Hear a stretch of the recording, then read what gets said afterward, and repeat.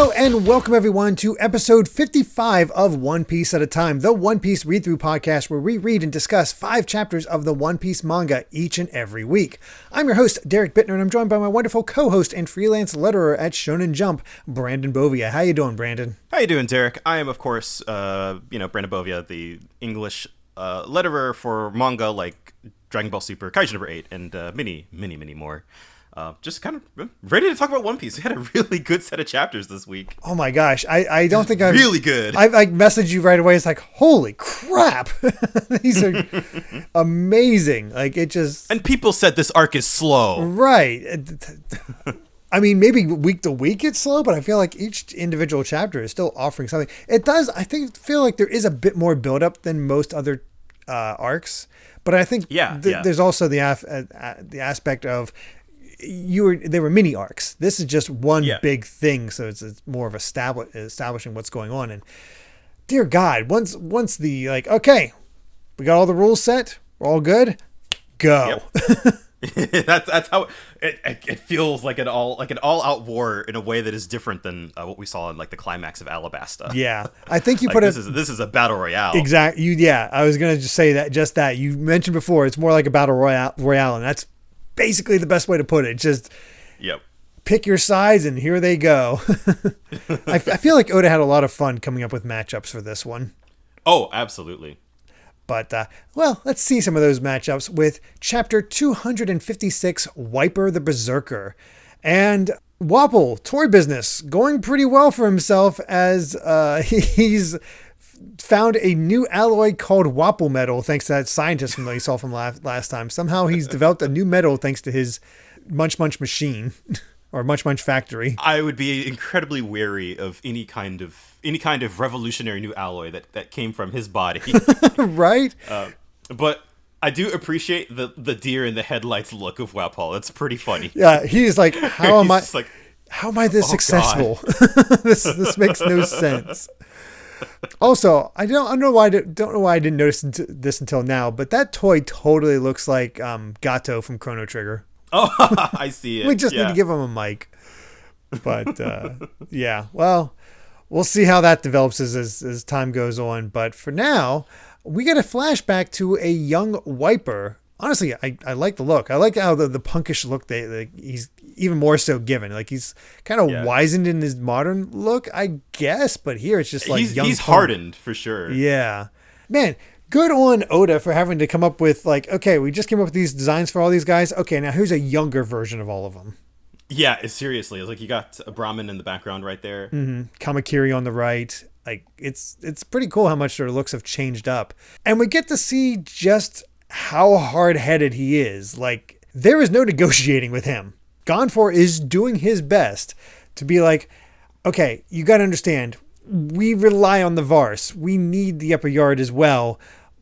But we understand that we took it from you. So we're trying to meet in the middle here, and Wiper's not having it. Absolutely not. Yeah. I think he says, find 100 people who don't want to die and bring us their heads as sacrificial offerings.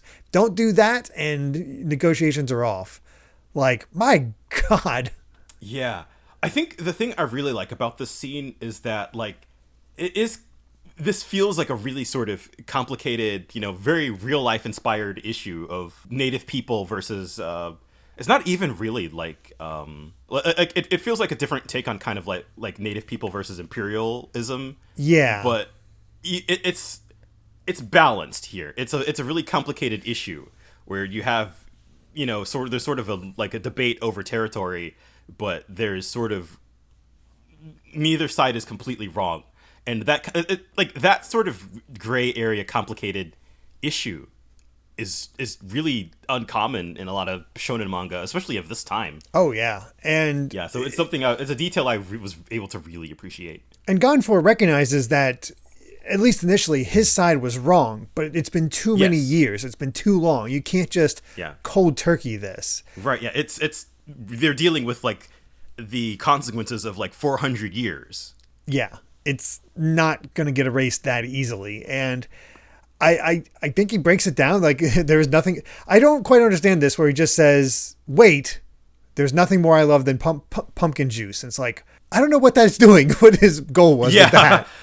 Yeah, I don't. Is he trying to become like come off as more relatable, or it obviously didn't work. Yeah, exactly. It just makes him snap. Fight breaks out, and we see a baby Isa who's burst into tears whenever there's conflict in the village. But man, I mean, it's also interesting that was it Raka. I can never quite get her name right. Rocky, that might be it. She just wonders if all the fighting is Wiper's fault, and he's like, he scares me. He's just like a demon, which, it's something else. And especially because like it's the morning, they're ready to go, and he actually tosses Isa's treasure on the ground, all of her Vars. And he basically is like, okay, this is an all or nothing gambit. Today we're taking out a Neru, and we have to be prepared to leave comrades behind. So if you're willing to push forward no matter what the cost, willing to be left behind just so we can accomplish this mission, come with me. And that's ooh. Yeah, he is ready to accomplish his goal at any cost, basically. I mean, all from one vassal being defeated. So, and then we get more of a Neru. This scene is like, I feel like you understand everything about his character from this one sequence. He is just so like, he's so chill. I forgot about that aspect of him. He's just, nothing ruffles him. He's in complete control. It feels very different from Crocodile. Yeah, I was going to say, like, Crocodile is very, like, he planned every step of the way and then some. But meanwhile, Enel is just, he's almost like the complete opposite. Like, it's just vibes, baby. Yeah, I'm just going along with it, care. But I know things will fall my way, so whatever. I'm God. Yeah, it's confidence. It's a godly confidence. Yes. And he's just, like, talking about, like, okay, we have Commander Yama and 50 Heavenly Warriors will be going out there for all-out war, and he's just like, you're missing some of the hidden potential here. It's like, so we got 50 Heavenly Warriors, 3 vassals, that's 54, including me. There's 20 Shandians out ahead of here, so I don't know how many Shandians were there in total, but only 20 of them decided to go. Holy crap. Yep. And then there's, as for the Blue Sea people, there are the 4 who entered the forest and another 4 who escaped. No, that's 3 because the old man can't fight anymore. So 81 in total in the game. I love that breakdown of just how many people, seriously, how many players and just all from the fact that, like, that he just knows. Yeah. We'll get the explanation on that later, but, like, I feel like that's very illuminating. Yeah, it does give him that sort of commie aspect to him.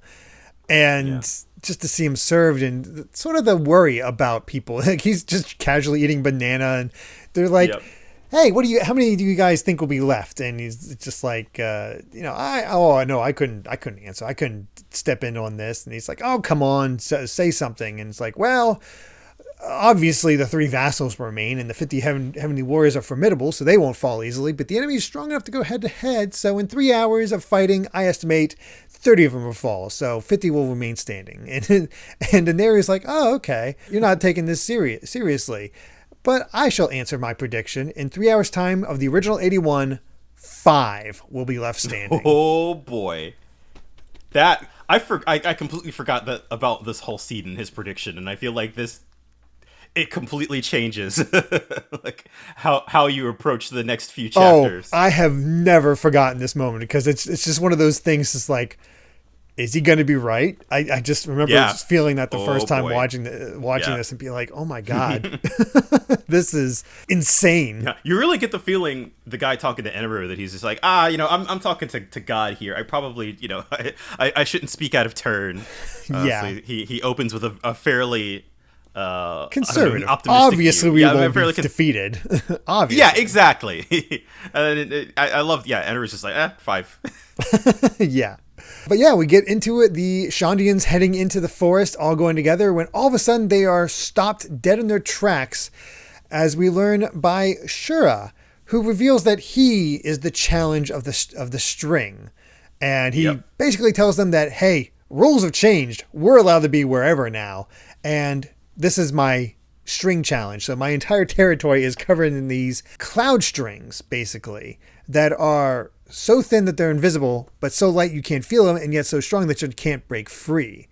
So you've been getting yourself entangled in them ever since you entered the island, which, okay, explains what happened to Gonfor.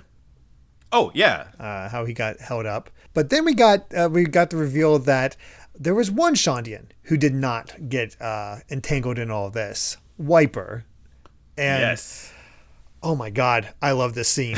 This scene is so badass. I literally went, holy shit. Yeah. I had forgotten all about this. Like, it just shocked me that much that it's so good. I had that exclamation. Because Wiper fires his bazooka, misses, and he's sure is like, you think you can do an aerial battle against me? Wiper tosses away his bazooka and shield, gets stabbed through the shoulder by Shura's lance. And then lance, so it's burning him. Oh, yeah. And then he just grabs a hold of Shura's shoulder, and it's like, oh, an impact dial, as if that could stop me. It's like, no, this is 10 times more powerful than that, and just goes reject, and just boom, done. Right through. God, that right when Wiper just like grabs him by the shoulder, I was like, we're doing this. Yeah. To have Shura, who was built up after having that really amazing fight against Gonfor in the last set of chapters, be taken down in one hit. Yeah. Holy crap. It's so good. Yeah, he just spits up blood and just fall into the ground. And then I feel like once you've got, like, once Oda puts into the narration box, like, that's official. Like, any kind of, like, fight or anything like that. And so the last panel being, like, upper yard survival game, 1 down, 80 remaining. Which just, Shura's out, boy. And just that final pose with, I didn't notice this detail until just now, but Wiper has his wings singed. Oh, wow. Like, part of them are gone. I think it might be from the fire. He might still be slightly on fire at that point. Yeah. Oh. So I kind of want to check back to the anime. They might have toned it down a little bit, but oh man, that's so cool. I mean, who would have ever expected Shura to be the first one to go down? Like a seriously, vassal. Yeah. It's just building. They're building up the vassals as like this huge thing. I was reading this. I was like excited. Like, oh, okay, we're going back to some of the challenges. I mentioned an episode or two ago that it's like in any other manga, it would have been like, oh, we're gonna have to go through all 4. But no, we come back to one thinking, okay, we're going to do the other challenge. And then just boom, down goes Shura. And just the fact that Wiper all of a sudden is like, oh, he's actually powerful. He has tricks up his sleeve. He's not just some he's not goober. All talk. Yeah. Yeah. It's not he's a threat. Koza, where he's like, he's charismatic leader, but not exactly much of a fighter. Wiper is, berserker. He is just willing to go all out. He earned that chapter title. Oh, yeah, he did. So, let's just get to it. Chapter 257, Dial Battle. And, life continues to go well for Wapol as his toy shop expands. Capitalism. Yep. Once again, the evils of capitalism. Yeah, hate to see it. Yeah, hate to see it. I see Wapol smiling, it just ruins my day. I know, right? Like it's just, wow. We'll see how it goes, but yeah, I mean, of course a politician went into capitalism. Yep. Go figure.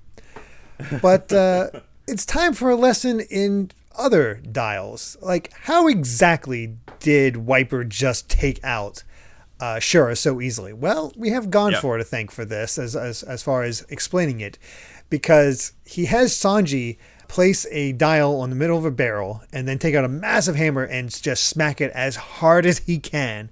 And all the while Usopp's like, hey, don't break the ship. Yeah, exactly. After all we've been through. Yeah, it's like we don't want to mess up anything else. And Gonfor says like, no, go all out. And so Sanji does it, nothing happens, and they're like, I told you not to hurt the ship, but you didn't even crack the barrel. What's up with that? And they realize like, oh, it's like the shell absorbed the entire brunt. And Gonfor's like, okay, so take that shell, place it face down on the empty barrel, and press the top. and it's just a And massive it just explosion. explodes. Like, wow. It sends Sanji back. Beryl is basically obliterated. And that's our demonstration of what an impact dial. It absorbs any impact delivered to it and then releases it at the user's discretion.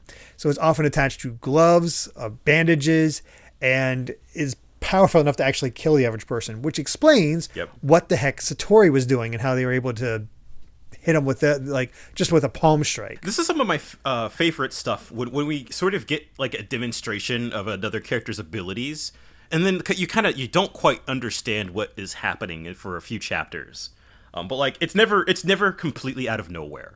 No, you eventually get that explanation, and Gonfor basically is like, yeah, dials can be helpful, but they are also very potent for destruction. And for example, the heat dial, where while they can be used for cooking, combining with a spear or put it in the beak of a bird, all of a sudden you have a fire-breathing bird and a fire-spitting javelin. So there you go for Shura's powers. Dials, man. Wow.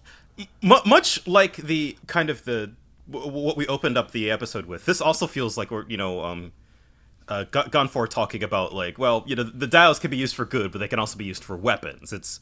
I feel like that's also a very kind of real life allegory when it comes to technology. Yeah, and so seeing, I don't know, there's something immersive about like being in this entirely new world and an entirely like sub society within One Piece with their own rules and their own technology. It makes the world feel like very fleshed out. And he's basically saying all this to lay out that the Straw Hats have a disadvantage in these fights because they have all these warriors have the dials. They know how to work the manufactured clouds, and those who aren't trained in their uses have little chance, basically no chance for most people to handle this. And Sanji finally asks, okay, what the heck is mantra, whatever. Yeah. But before we move on to that, I feel like we kind of glossed over one bit. Sure. With the reject dials, where that's where Gonfor explains that it's 10 times more powerful than an impact dial, and it endangers your life by using it. Right. Which I feel like is an important detail with Wiper. Right. So that's the explanation of Wiper's whole thing is it's way more powerful, but it also will mess you up, as we did see with his arm. For sure. Probably dislocated it to some degree and had to pop it back in. So, again, 2 vassals down. That's pretty good. Yeah. But yeah, what is mantra? Interestingly, Gonfor does not have the power himself, but he describes it as the power to listen. Just by being alive, humans emit voices from their bodies, so those born with the gift can hear a person and know what their next move might be. So the more they've mastered the mantra, the greater area they can listen to. For the vassals, it covers all of Upper Yard, but for Eneru, it's the entire country. That's how he knows what's going on at all times. Exactly. Yeah. That explains everything down to the beginning of the arc, where he had like the god's punishment, like just the rays coming down, as he basically seems to know everything happening in Skypiea at all times. Yeah. It's crazy that they had trouble landing a punch on Satori. How are they going to fight Eneru at some point, Yeah, it's like you're literally like an all-seeing god. Exactly. It's massively clever. But again, he's so laid back. I'm so used to Crocodile like flying off the handle. I forgot how laid back he was. He's just like, it's just begun and sure has already been defeated. What a fool. I mean, I love even his assistant. Just like, it's no laughing matter. Like, the vassals have gone unchallenged for 6 years. We lost 2 in 2 days. And it was just like, whatever, man. Yeah. Actually, I might be wrong about this because I only just noticed it while reading these chapters. Is this the beginning of all of our different laughs for villains? Because we have Yahahaha for him specifically. Yeah, I think it might be. Because there might be others that have trying to look out for that, but for some reason this is the first one that really stood out. Yeah, I think so. That will become a thing as the series goes on. Yeah, I mean, Blackbeard might have had it as well, because didn't he have a gahahaha or something like that? So might have started with Blackbeard, but this feels like the official start, just because, well, we get to hear all these different laughs. Yeah, there will be many. Yep. But we get to see our 50 Heavenly Warriors, which for some reason are themed to sheep. Yeah. They're sheepmen. They're very silly looking. As we'll see a little bit later, they are actually a little bit of a threat, which I was kind of surprised by. Right? They do. They look utterly ridiculous, but they are a bit of a threat. So here we are. We just have this little thing of Rocky gathering up the Vars for Isa, with what was done before, and thinking to Wiper's words, and I just sort of setting a mood almost. But we do go back to Shura, see him knocked out, see his bird being like, well, screw this, I'm out. Bye. And everybody admonishing Wiper, be like, hey, why are you using a reject dial? This is ridiculous. You're going to get yourself killed. He's like, this is just commitment. And that close-up shot with him and the bazooka. It's just, I love all the detail. Yeah. Oh, God, that bazooka is so damn cool. Yeah. He's just like, hey, it'll take at least this much to bring them down. And he just sets all of them free. And they're like, all right, well, we need to split up because we can't, afford this kind of mistake where we all get caught at once again. So split up, every man for himself. Don't get killed. Let's go. Yep. And that's it. And that's when the fighting just starts. We see. Yeah. It really becomes a battle royale from this point onward. Yeah. We got this Shandian surfing along when all of a sudden one of the sheepmen show up then just take him down. I love his kung fu pose. Yeah. And we get a different dial, an axe dial. And God, that's terrifying because guy tries to shoot him, raises up his shield to block it, and it cuts through the shield and the guy. Like I was actually expecting him to be bisected by in the next panel, but not quite. Not that violent. Yeah, but still, ridiculous looking sheepman just took out two guys. They got hands. Seriously. And I love the juxtaposition because we got these guys just taking out these Shandians, no problem, showing just how tough they are. And then meanwhile, we have Luffy just wandering along, singing a song, and he all of a sudden hears this baa. It's like, ooh, a goat. That sounds like a goat. Yeah, he's so excited. Where's a goat? There's a goat. And then all of a sudden, a guy tries to attack him, and he backhands him out of nowhere, sends him bouncing off everything. He's like, that's so good. Oh, it wasn't a goat. What a letdown. And he continues walking along when he comes across Wiper, or Wiper comes across him. Basically, they meet, and it's like, it's like, time to fight. Yeah, I did not expect this reunion so quick. That's that's something else. God, it really feels like just like a hey, you came to the wrong neighborhood. Yep. We do have an SBS though, and one of them actually asks about how many limbs Nico can sprout all over her body. And they say like, is about 200 of them? And they're like, yeah, about that. So that's a lot of limbs. I don't know if that ever comes up, but yeah, I'm not sure. It might, but maybe in a movie. I'm not sure. Mm-hmm. It's more about the philosophies about like what is. It's interesting seeing somebody ask about somebody's willpower. Oh yeah, I was like, I guess it is kids that they don't quite understand the concept quite yet. So yeah, I do think Oda gives kind of a vague answer here, and this is not me like, oh, I'm hinting at something. It feels more like thematically. I feel like this answer will probably play into things. I mean, one of the biggest questions in the entire series is the will of D. So yeah, exactly. Yeah. It's how it will play into the story. Even now, I'm still not quite sure, but yeah. It feels like something we'll have an answer to sooner than later. Maybe.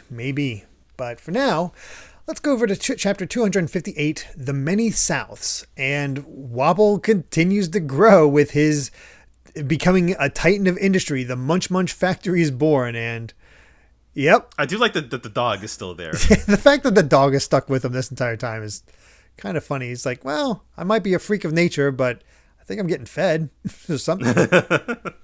I don't know. It's like, oh, good. More Wapple success. Oh, well, let's get a breakdown because, there's a lot of stuff going on and readers coming into Shonen Jump being like, oh, what's One Piece? And they see this chapter like, what is going on? It's like, all right, well, here's the upper yard. Maps. It's a survival game. The Straw Hats are split into two groups. And the gold search team is these four. So the destination was just straight due east to the sacrificial, or due south to the sacrificial altar, and it should have been a straight shot. And meanwhile, everybody's going in their own directions. Robin's the only one who's on track. I love that simple map where Luffy's just a straight shot going in the wrong direction, Zoro's going every which direction, and Chopper's panic running everywhere. Oh man. Oh my god. It should have been so easy. Yeah, it should have. I will say something about this, because I remember the first time watching this and being really frustrated by Chopper, because he had such a strong introduction in his fight, how he's willing to stand up to Wapol and all them and really show that courage. But every moment since then, he's been a little bit cowardly, other than like the Alabasta fight that he had. But in this entire arc, he's been very much a coward. But he also have to kind of understand that this is a kid out of his depth. Yeah, for sure. It's one of those things that it's a little eye rolling, but at the same time, like sort of understandable. I don't know. I feel like if I have one criticism in broad terms about One Piece, and maybe Oda as a storyteller, is that he's often too quick to throw out character development for a joke. Yeah. When this is by far not even close to the most egregious example of that. Oh boy! But when you bring it up, it is sort of like yeah.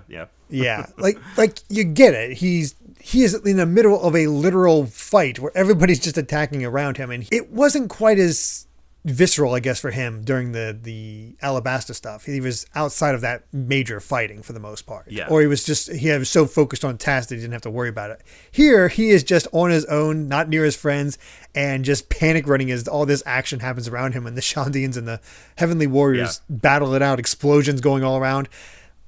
Like, for a kid, it is very funny. Oh, it's very funny. It's just like, I should have never come here, and just running. Yep. I feel like it's one thing. I mean, because you got Robin and you got Zoro and you got Luffy, who are all like, I mean, Zoro and Luffy are lost, but they're still like in their depth. Like, yeah, they are entirely comfortable. So it sort of makes sense that you would have one character in the group who would of them all, it would be Chopper, who is just like freaking out. Exactly, and it's fun to just come to Robin, and she's like, things have gotten pretty lively. Ooh, an old hut. I wonder what the ruins of the main city will fared better. And she's just sort of interested in these ruins. When all of a sudden one of these Heavenly Warriors shows up, crashes onto the ruins. He's like, smashes it. Yep. He's like, hey, woman, this route leads to Kami's temple, and it's sacrilege to go any further. And she just says, hey, get down from there. You don't understand the historical significance of the ruins. And he's like, what?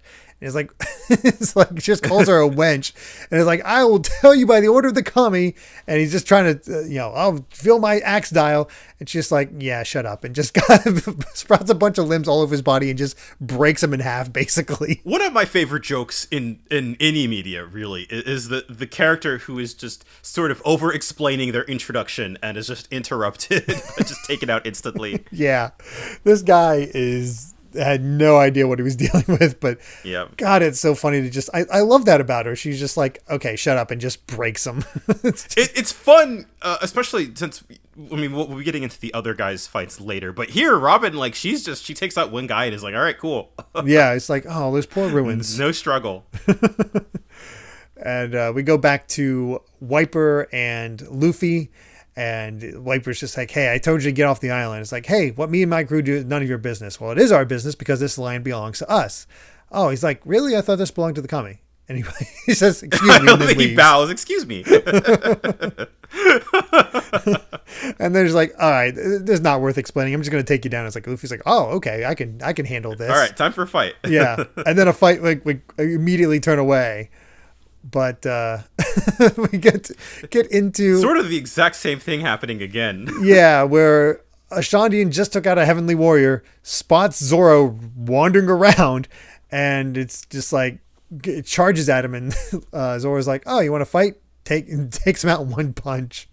Yep. That's what I love about this. Anybody can attack anybody at any time. It's just it's great. This three-way fight, like, you never know what you're in for, and I love it. I love it so much.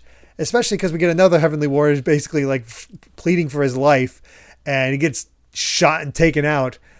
And here we see Braum show up. This whole sequence is so chaotic. Yeah. He's like, hey, if you're out with the Kami or one of his vassals, didn't try anything. I'm in a hurry. And Braum's just like, I'm going to shoot you. Just goes for the shot, which has the extra effect of sending out a flash of light every time he shoots, which blinds Zoro, and he's still able to dodge the shots. But I like that they have this speed and this blinding aspect that kind of puts them on even footing. Yeah, it's kind of it's a neat gimmick, and it's cool to see Zoro fight a longer range opponent. Yeah, it's different. He's not just another sword fight. And I think that's the fun of this, is that the Shandians are putting up way more of a fight than I ever expected. Yes. I thought these guys would be jobbers, and it's just not really showing much of anything. It's like, oh, okay, these are just easy targets to fill out the people getting taken out. And they make for really interesting matchups and really interesting situations. Mm-hmm. I could just imagine Oda being like, okay, who do I want to fight who, and what do I have these situations set end up with? And it's just it's fun. Yeah. But I mean, Zoro sums it up pretty nicely at the end of this. He's like, he gets Braum got a solid hit on him. He's like, he tells Zoro that, hell, hey, you're pretty tough. It's like, don't mention it. I'm sorry too, because I thought you were just a small fry. And it's like, right, yeah. He's kind of what the audience was thinking. Pretty much.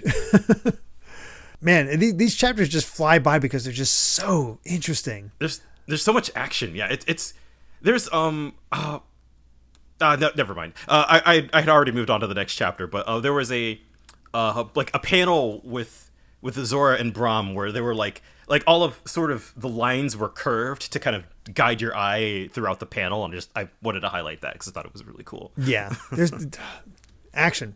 It's really good stuff. But now it's time for chapter 259, Pirate Zoro versus Warrior Braum. And the upstart Wapol goes corporate. He has a bunch of he's just totally gone capitalism. He's got a board of people to answer to now, so I hope that they don't actually. I hope that they do try to run him out of the company. That would be a really funny way to end all this. We'll see what happens. You but played yourself. Yeah. Although I will laugh if Wapol never shows up in the manga again, but you start seeing his toys in places. Oh god, you just start seeing his merch every now and then. Yeah, exactly.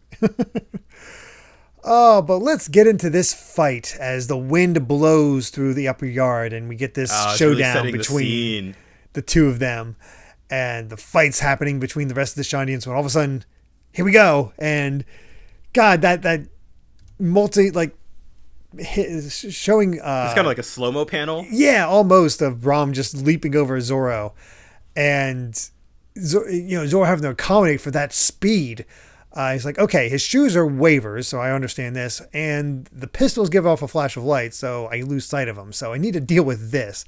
And it's a lot of him just trying to dodge, but he goes in with his and they scares Braum with his 3-sword technique, but completely misses. Braum's able to get up in the sky. So, it is rough. Yeah, I'm a big fan of these sequences where, I mean, not nearly the first time we've seen this, but having like a character kind of trying to suss out the other character's abilities and being like, okay, what do I need to do? There's like strategy, and you're kind of seeing the characters learn over the course of the fight. Mm-hmm. And it's fun because it's both of them learning at this point. Usually there's one knows the other pretty well at this point, and they have to suss out how to get past it. This is them figuring out each other's abilities and like, okay, here's what he can do. And Braum being like, okay, so my dials aren't really having an effect on him, but let's try this one, and uses the Milky dial and definitely throws him off and tries to shoot him. It's kind of like a gap closer. But then all of a sudden, Eel shows up and has to cut him in half. And he's talking about how cooking it up, but it's just enough of a distraction that he actually gets shot in the leg. Ooh, yeah. And it throws Zoro off. He's like, am I crazy? Yeah. He's like, my leg's hurt. This opponent is already too quick. I have to do something about these light guns. And he's like, all right, I got it. look at these goggles. Your light guns won't work on me anymore. And he's like, those don't look like sunglasses. Crap, he figured it out. It feels almost like a Luffy gag. It's uncommon to see Zoro try something that dumb, but it's kind of, that's how desperate we are at this point. Yeah, he just needs that advantage. It's a mental battle. But Zoro confirms that it's just a graze, and he's like, even though Braum's like, hey, you've already been shot in one leg, and because of these flash guns, your perfect timing needed for your sword isn't going to work. And Zoro's admonishing himself, is like, I got distracted by an eel and got shot. It just shows how I lack concentration. I need to get better. Yeah.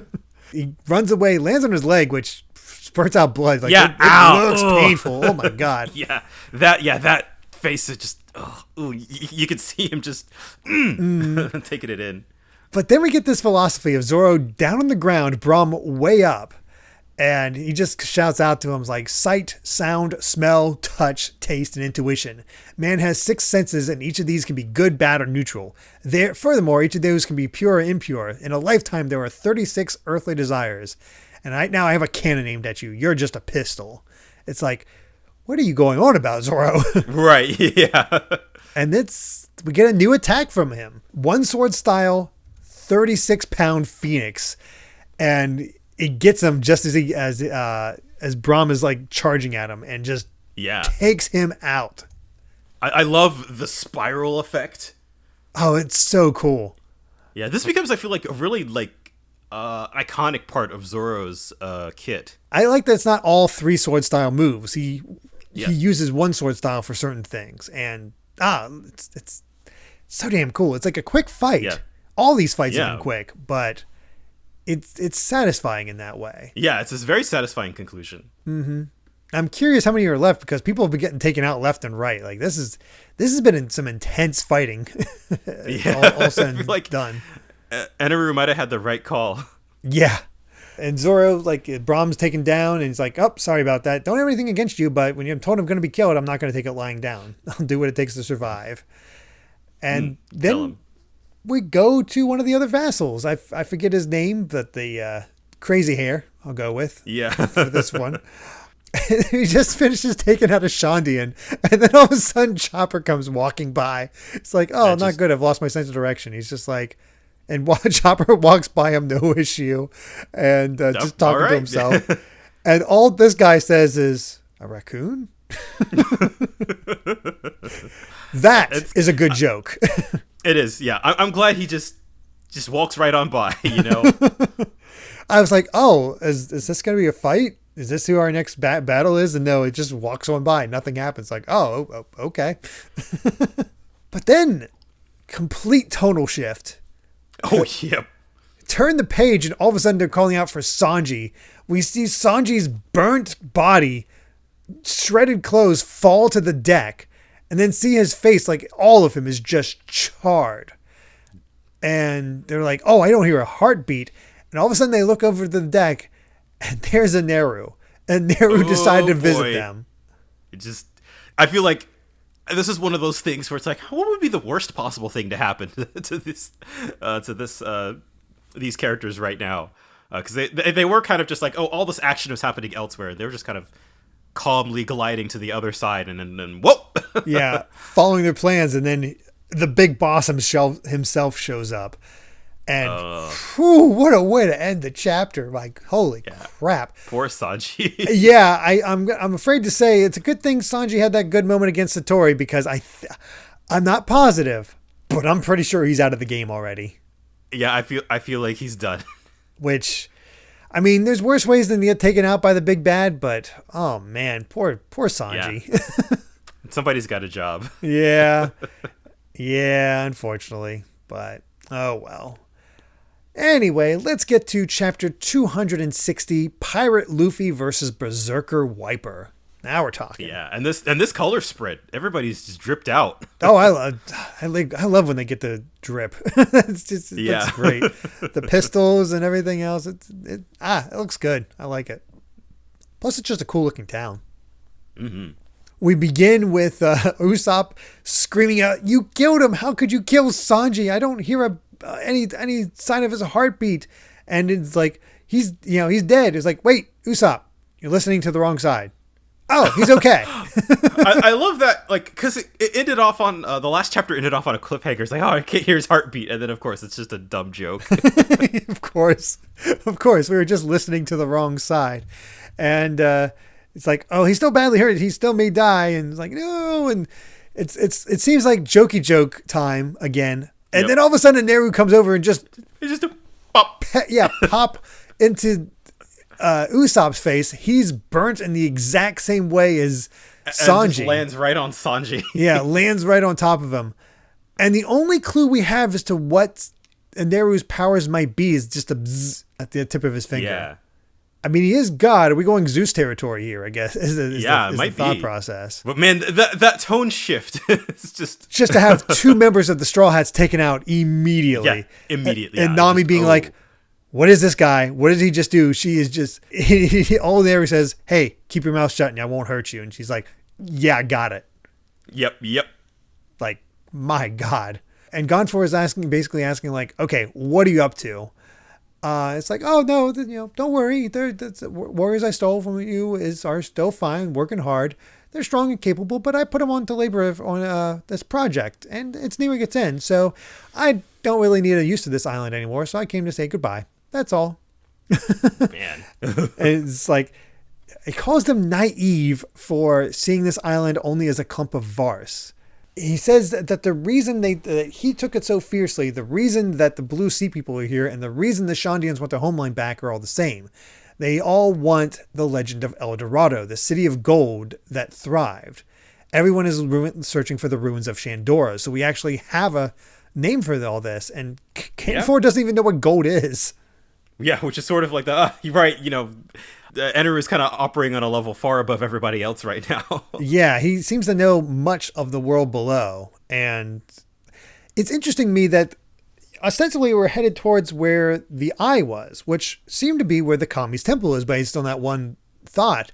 But even this indicating that even Enel, well, I guess Enel has claimed the gold at this point as the implication. Yeah.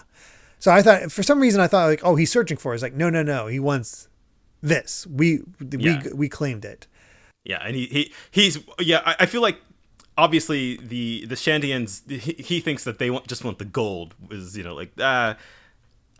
obviously it's definitely more complicated than that. But I think it says a lot that that's just what he assumes, that like they want their land back because of the gold. Right. And I mean, he's right about Luffy and the crew, but not so much the Shandians. But he does say that whoever wins the survival game will get the gold. It's that way he leaves. It was like, I'm also in the game, but for now I must bid you adieu. And Gonfor just asked him, was like, will you free my men?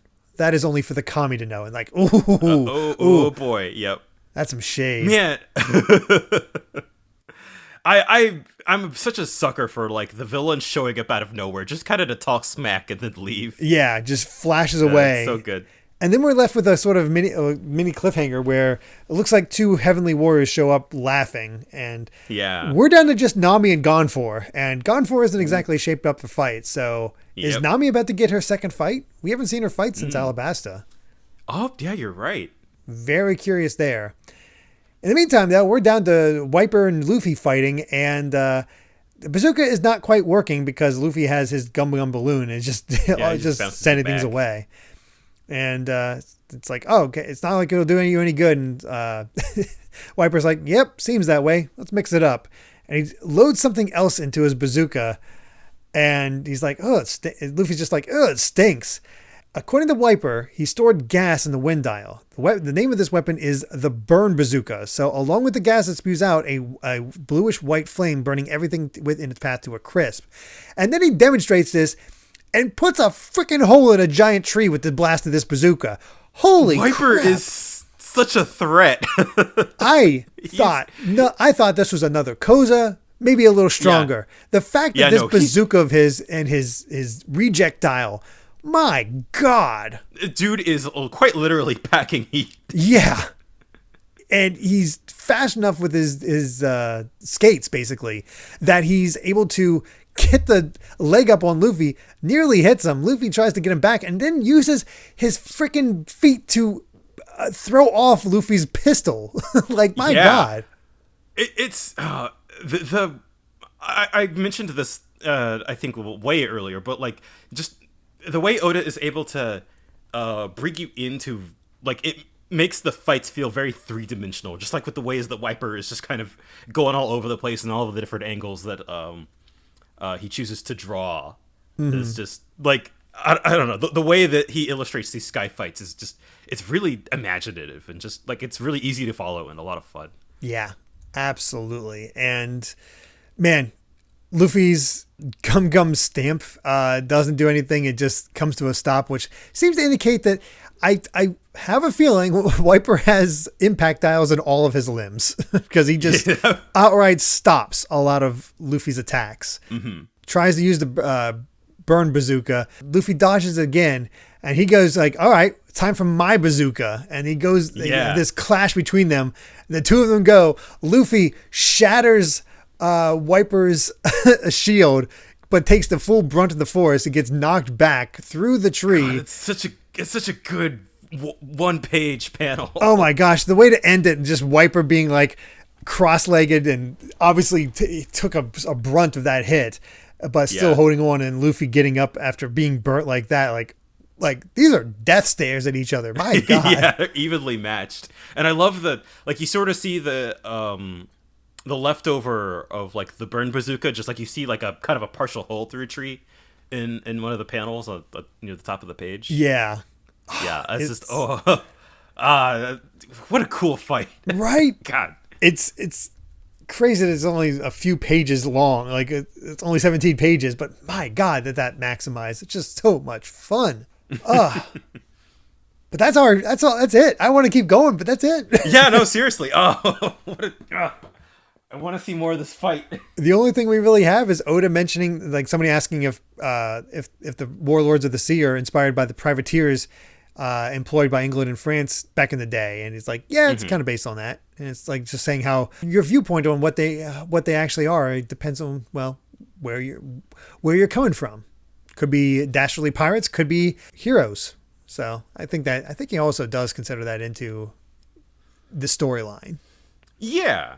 And that makes a lot of sense. Man, I love this. I love this arc so much. It just confirms it. It just confirms it. Yeah. I'm having a blast. I mean, I know it gets stretched out a little bit in the anime, but still, just to have these fights, each episode be something different in terms of these fights, it just draws you in. It hasn't felt like it's dragged or anything. And I mean, again, that's just the manga, but yeah, I don't know. I'm having a great time with this. And Enel not being completely, like, he's hands off, but not completely hands off, as we saw with with Sanji and Usopp. Yeah, I feel like, I mean, we're getting more and more of his presence as we're going along, and we got it now. I mean, well, I feel like we introduced fairly early on, like, oh yeah, this dude is a threat, in terms of in like a wide and broad scope. But now you're actually seeing sort of the effect that he has on the characters personally. You're just like, oh yeah, he can just. He is above it all right now, and it kind of actually really similar to Crocodile in that way that, like, the villain is kind of literally untouchable, where you're just like, what do you even do, right, against this person. So it's obviously it's really satisfying to see them overcome such overwhelming odds. Yeah, but right now, just being in the thick of it, that's where I'm having my fun, and I'm curious who's going to get to take on the final two vassals and what other fights we're going to see throughout this. I don't know. I'm quite curious. So yeah, me too. Oh, I'm so excited. But unfortunately, with that, I believe we've said all we wanted to say about chapters 256 to 260 of One Piece. Thank you so much for listening, and you can find more of my ramblings and stream VODs over at BitNerd Games on YouTube or BitNerd with an underscore at the end on Twitter. Brandon, where can everyone find you at? I'm at Brandon Bovia on Twitter, talking about anime, manga, games, and my job. Just kind of, still nothing really exciting to talk about or promote. But, I'm just going steady. My wheel, going steady, just working. Yeah, it happens sometimes. But if you'd like to help us out more, you can support the podcast over at patreon.com/Derek Bittner. That's DERRICKBITNER to listen to the next episode 3 days early. And make sure to return next time as we discuss chapters 261 to 265 of One Piece. Until then, my friends, bye. Remember to take life one piece at a time.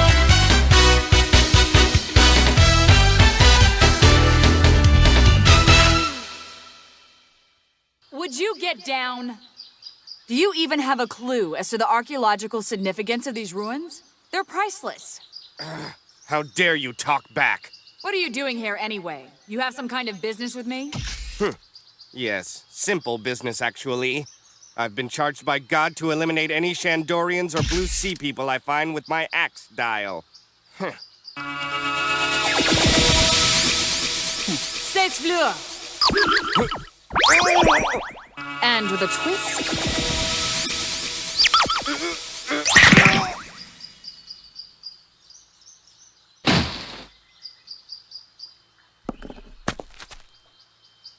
Such a lack of respect.